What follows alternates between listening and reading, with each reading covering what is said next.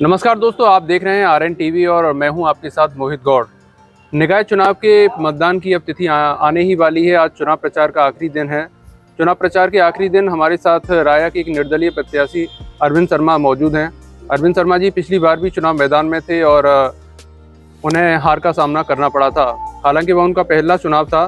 किस तरीके से वह चुनाव रहा और किस तरीके से इस चुनाव में वह जनता के बीच हैं, उनसे बातचीत करेंगे, जानकारी लेंगे। शर्मा जी नमस्कार। शर्मा जी, पिछले चुनाव में आप नगर पंचायत राया में अध्यक्ष पद के तौर पर मैदान में आए। किस तरीके से पहला चुनाव रहा और क्या चीज़ें तब और अब बदली हैं? मैं पिछली बार बहुत ही अल्प समय में आया था। लास्ट टाइम पे मेरा कोई सेवा श्रम का कोई राया में आधार नहीं था। फिर भी जनता के द्वारा मुझे इतना समर्थन, प्यार, आशीर्वाद तो दिया, मैं उसका बहुत बहुत आभार व्यक्त करता हूं। और उसी पिछली बार के समर्थन के आधार पर ही मुझे हिम्मत जुटी है इस बार लड़ने की। इस बार तो हम 5 साल से मैं और मेरा बेटा जो पूरा सेवा कर रहे हैं, तो निश्चित रूप से इस बार जनता सेवा, श्रम और ब्रह्मता के आधार पर मुझे निर्वाचित करेगी। इस चुनाव में आप मैदान में आए, 5 साल का अनुभव रहा आपके साथ। चुनावी सभाओं में आपकी में जैसी भीड़ आ रही है, क्या उम्मीद है जनता से कि भीड़ किस तरीके से वोट में परिवर्तित होगी? जो भी इस बार भीड़ आ रही है, आप भी यहाँ से पत्रकार हैं, सभी की रैलियों को, सभी की मीटिंगों को देख रहे हैं। सभी प्रत्याशी ज़्यादातर और सत्ता पक्ष वाले जो प्रत्याशी सभी बाहर के लोग हैं, यहाँ का कोई लोग नहीं है।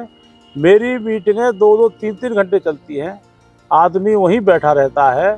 तो जो भी मेरे मीटिंग में और जो भी मुझे आशीर्वाद देने के लिए आ रहे हैं, वो सभी वोटर हैं, बिना वोटर कोई नहीं है। इस बार एक प्रमुख पार्टी मान रही है कि उन्होंने एक मजबूत प्रत्याशी को टिकट दी है। क्या कहना चाहेंगे कि कहीं चुनौती बड़ी है? चुनौती आप देख ही रहे हैं, पार्टी बड़ी है।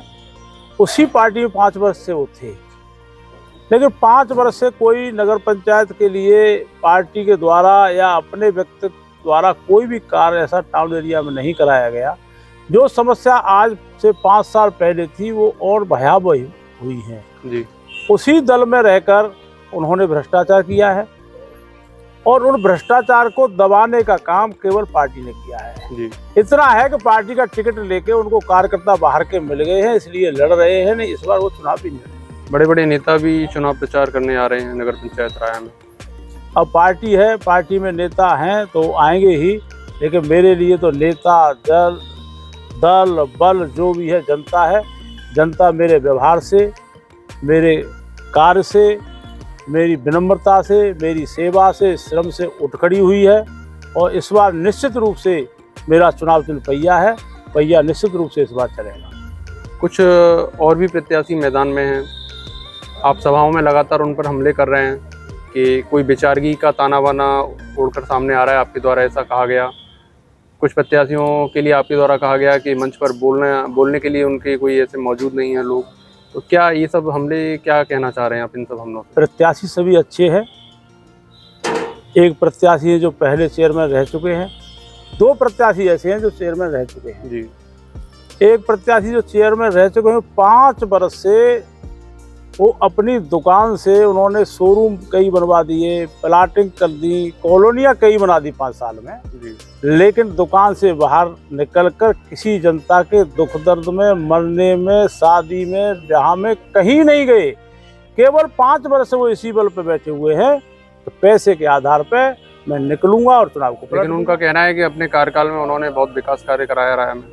मैं कार्यकाल में कराया था, उस समय समाजवादी पार्टी थी, पैसा ज़्यादा मिलता था, लेकिन विकास कार्य भी कराया था, लेकिन वो संगठित या अच्छी तरह से विकास कार्य नहीं हुआ था। भ्रष्टाचार उसमें भी काफ़ी हुआ था। अन्य प्रत्याशी जो बेचारगी वाली बात आपके द्वारा कही जाती है, बेचारे वाले जो प्रत्याशी हैं वो केवल जातवाद के ऊपर चुनाव लड़ रहे हैं, पैसे के आधार पर चुनाव लड़ रहे हैं। बेचारा कोई नहीं होता है। जनता के बीच में बेचारे का क्या काम है? काम करने वाले का, कर्म करने वाले का, जिसमें हिम्मत हो, ताकत हो, जनता की सेवा कर सके, ऐसे आदमी को वोट देना चाहिए। बेचारे को वोट देने से क्या फ़ायदा है? और न जनता इसी पे विचार कर रही है। दो प्रत्याशियों में जब कंपटीशन आता है, जनता विचार करती है मेरे और बेचारे के बीच में, तो जनता यही कहती है कि अरविंद शर्मा को वोट देना चाहिए, क्योंकि ये विकास कार्य भी करा सकते हैं, व्यक्तिगत कार्य भी करा सकते हैं। कभी भी जाओ रात के 12 बजे मिलेंगे, जो बेचारे हैं अपने बिजनेस व्यापार को करेंगे, तमाम अराजक तत्वों की फौज उनके साथ घूम रही है, उनका भला करेंगे, न कि जनता का भला करेंगे।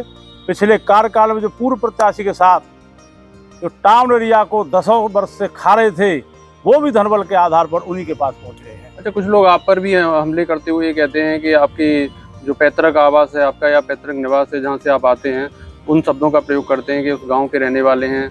कैसे जनता को इन सब चीज़ों से आप अलग कर रहे हैं? ये वही लोग करते हैं जिनके साथ हम रहे थे और पहली बार चुनाव का रास्ता जिताने का हमने दिखाया था जी। उस समय हम बहुत अच्छे थे, गुंडे नहीं थे, हमारा गांव भी बहुत अच्छा था, पवित्र था। तब आप कहाँ रहते थे? यहीं रहते थे राया में। जब भी हम राया में, मैं 97 से राया में रह रहा हूँ जी। आज मेरे को 30 साल के लगभग राया में रहते हुए हो गई जी। मैं यहीं रहता था, उनके साथ हम सब रहे थे। लोग जो आज जिनको वो गलत बता रहे हैं, उनको रास्ता हमने ही दिखाया था, वो गलत कह रहे हैं। लेकिन जनता सब जानती है, हमको जानती है, हमारे बच्चों को जानती है। कोई भी एक उदाहरण ऐसा दे दे कि हमने गुंडागिरी की हो, हमने गुंडागिरी के हमेशा खिलाफ रहे हैं, आज भी रहेंगे। और हमारा गांव, हमारे मैथिल समाज के जितने लोग हैं पूरे ब्रज में, वो हमारे सब गांव से निकले हुए हैं। अच्छा।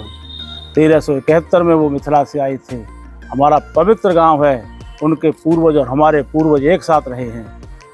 किसी के लिए गलत हो सकता है, मेरी जन्मभूमि है और गांव ने भी कोई ऐसी गुंडागिरी नहीं की, गुंडागिरी रोकने का काम किया है। अच्छा, लगातार विकास पे बातें होती हैं, विकास कार्य नहीं हो पाए, अधूरे रहे। आपकी नज़र में क्या विजन है कि किस तरीके से नगर पंचायत का विकास कराना है? किस विजन के आधार पर आप आगे जाएंगे? मेरा विजन है, युवाओं की सोच का मेरा विजन है, नगर पंचायत स्वच्छ रहे, साफ रहे, कहीं पानी न रुके। उसके लिए बड़ा संकल्प लेना होगा। वो टाउन एरिया के फंड से नहीं हो सकते हैं, वो ऊपर पहुंच से भागदौड़ करके ही हो सकते हैं। जैसे राया में इस समय सीवर लाइन की महती आवश्यकता है जी। तालाब अटे पड़े हैं, हमारे पूर्व में जो थे उन्होंने खुदाई भी कराई है, लेकिन इतना भ्रष्टाचार उस समय हुआ, खुदाई जैसी की तैसी है। 20 लाख की 50 लाख की मिट्टी भी बेच दी गई, लेकिन समस्या जैसी थी वैसी है। मैं, जनता जानती है जितने प्रत्याशी हैं, जो बड़े बड़े काम है मैं ही करा सकता हूँ। युवाओं की सोच कि टाउन एरिया बनाना चाहते हैं हम। सबसे बड़ी समस्या सीवर लाइन की है, उससे भी बड़ी समस्या तालाबों की खुदाई की है। तालाबों की जब खुदाई हो जाएगी, पानी सीधा तालाब में चला जाएगा। ये समस्या जो चौराहों पे पानी भरा हुआ है 5 वर्ष से, उसका समाधान जल्दी हो पाएगा। एक लाइट चली जाए, राया की सड़कों पर, गलियों पर अंधेरा एकदम हो जाता है, कोई व्यवस्था नहीं है। मैं बड़े सोच के साथ सोलर लाइट का प्लांट वगैरह की सब प्रोजेक्ट बना के ऐसी व्यवस्था कराऊंगा। बिजली चली जाए तो सड़कों पर, गलियों पर कोई अंधेरा न रहे। बाजार में व्यापारियों के लिए CCTV कैमरा, उनके पानी की व्यवस्था, सुरक्षा की व्यवस्था, ये सब लेके हम चल रहे हैं। कई बार छोटे चुनाव भी हुए।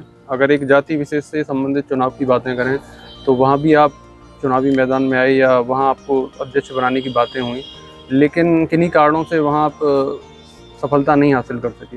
क्या ऐसे कारण रहे कि वहाँ आप किसी और प्रत्याशी के समर्थन देते हुए दिखाई दिए, किसी और व्यक्ति को आगे करते हुए दिखाई दिए? वहाँ भी जो हमारे पूर्व में थे, उनका यही था कि अरविंद शर्मा नहीं बनना चाहिए था कोई भी। उन्होंने जो हमारे साथ थे, हमको लड़ा रहे थे, उन्हीं को बहका के सामने कर दिया। तो भाइयों, ये समाज का था चुनाव, उसमें मैं कोई ऐसी नहीं चाहता था कि इसमें कोई दरार पड़ जाए। मैंने पीछे हटते हुए उन्हीं का समर्थन किया, लेकिन उन्होंने समाज से भी हटकर दूसरी जगह किन्हीं कारणों से चले गए हैं। कहीं कोई बातचीत की गुंजाइश नहीं रही? बातचीत की गुंजाइश थी, की भी, और आज भी वो जो ब्राह्मण समाज में जो आगे किए गए या मेरा विरोध कर रहे थे, आज भी उन्होंने ये संकल्प ले रखा है कि इस टाउन एरिया के चेयरमैन के पद पर मैं अरविंद को नहीं होने दूंगा, चाहे कुछ भी हो जाए। वो होने के लिए नहीं हो रहे हैं, केवल उनका संकल्प एक बड़ी पार्टी से टिकट लेके केवल यही है कि अरविंद शर्मा को नहीं होने देना है, चाहे कोई भी हो जाए। व्यवहार के तौर पर राय की जनता आपकी तारीफ करती है, लेकिन वोटों में वह चीज़ पिछली बार परिवर्तित नहीं हुई। इस बार बदलता हुआ स्वरूप दिख रहा है। पिछली बार उन्होंने मेरा व्यवहार केवल 1-1.5 महीने ही देखा था। पहले हम टाउन एरिया के चुनावों में आते थे, समर्थन करते थे। जो प्रत्याशी इस बार हैं इनको हमने ही पहले जितवाया था, और अपने दूसरे कामों में, हित की राजनीति में, उसमें लग जाते थे। अब पिछली बार 1-1.5 महीना के बाद हम पूरी तरह से 5 वर्ष से मैं और मेरे बेटे जनता के हर कार्य में आगे बढ़ चढ़ के हमने हिस्सा लिया है। अब जनता जो बहकावे में करते हैं, हमारे गांव के नाम से बदनाम करते हैं, वो सब जान चुकी है। ये अच्छे हैं, ये सेवा में, श्रम में, विनम्रता में, इन सब से आगे हैं। बात के 12 बजे भी हम जाएंगे तो हम तो मिलेंगे। 5 वर्षों में जितने भी आवास, जितने प्रधानमंत्री थे, जितने भी मैंने आवास बनवाए, उनसे पूछ लेना, एक किसी व्यक्ति का 1 पैसा खर्च नहीं हुआ हो, चाहे आधार कार्ड हो, चाहे राशन कार्ड हो, चाहे कोई भी कार्ड हो। और जनता मुझको आशीर्वाद देगी तो मैं गरीब माँ की कोख से जन्म लेने वाले भाई और बहनों के लिए न किसी को माट जाने दूंगा, न मथुरा जाने दूंगा। घर पे ही 2-3 लड़के रख के उसकी पेट में तनख्वाह दूंगा और उनकी पूरी सेवा कराने का दिखाऊंगा। पूर्व मंत्री श्याम सुंदर शर्मा जी लगातार आपकी सभाओं में पहुंच रहे हैं, जनता को संबोधित कर रहे हैं। किस तरीके से उनका जो आपके प्रति प्रचार कर रहे हैं आपके लिए, किस तरीके पूर्व से जनता मंत्री में जी दिखाई हमारे बड़े भाई हैं, पिताजी की तरह से हैं, और हमारे राजनीतिक गुरु हैं। हमने वहीं से राजनीति करना सीखना शुरू किया है। उनके मन में भी कहीं एक टीस है कि अरविंद शर्मा जी को राय की जनता। हाँ, उनके मन में टीस है। पिछली बार उन्होंने बहुत मेहनत की थी, और उसका परिणाम ये रहा कि मुझे अल्प समय में ही बड़ा समर्थन और प्रेम और स्नेह मिला। तो वो मेरा प्रचार में है, और निश्चित रूप से वो 8 बार के MLA हैं, और वो सेवा, श्रम और विनम्रता के आधार पर ही जीते हैं, किसी पार्टियों के आधार पर नहीं जीते हैं जी। तो उनका समर्थन मेरे लिए है, और निश्चित रूप से उससे मुझे फायदा मिलता है। सहयोग उनका आपको मिलता रहता है? हाँ, हमेशा सहयोग मिलता रहता है, और किसी काम को आज भी उभारने के बाद जो कोई नहीं करा सकता है वो करा सकते हैं। हमारे राया के व्यापारी भाइयों के कलकत्ता में, पश्चिम बंगाल में उनको ठग लिया गया, तमाम पैसा उनका, हमने मंत्री से मुलाकात कराई और उन्होंने पश्चिम बंगाल से भी उनका पैसा निकलवा दिया। ये बात तब की है जब वो विधायक नहीं रहे? विधायक नहीं रहे। तो क्या वो लोग आपके साथ हैं? हाँ, वो हमारे साथ हैं, सब जगह कह भी रहे हैं कि हमारे ऊपर एहसान है, हम साथ रहेंगे। तो इस तरीके से आप नगर पंचायत राय के चुनाव में टक्कर किससे मान रहे हैं आप अपनी प्रत्याशी के तौर पर? हमारी टक्कर है भ्रष्टाचार से। जी। हमारी टक्कर है जो चेयरमैनों का व्यवहार है, बोलचाल है, जिन्होंने कुछ किया नहीं, जिन्होंने जनता को ठगा है, हमारी उनसे टक्कर है। निश्चित रूप से जनता उठ खड़ी हुई है। जितने भी बुद्धिजीवी लोग हैं, जितने भी अच्छे लोग हैं, वो सब मेरे साथ हैं। सब चाह रहे हैं एक बार अरविंद शर्मा को टाउन एरिया का चेयरमैन बनाना चाहिए। एक चीज़ और देखी जा रही है कि प्रत्याशी सबके यहाँ पहुँच रहे हैं, और वोटर जो है लगभग हर प्रत्याशी का सम्मान करता हुआ या साफा पहनाता हुआ दिखाई दे रहा है। वो चीज़ आप कहाँ उसको लेते हैं? अंतर आत्मा से, अंतर मन से गरीब भाई बहन, सभी सर्व जातियों को लोग मेरे साथ हैं, क्योंकि सभी प्रत्याशी लोकल हैं। तो वो अपना बचाव करते हुए, तो ऐसे 10-20% लोग हैं कि वो सबका सम्मान करते हैं।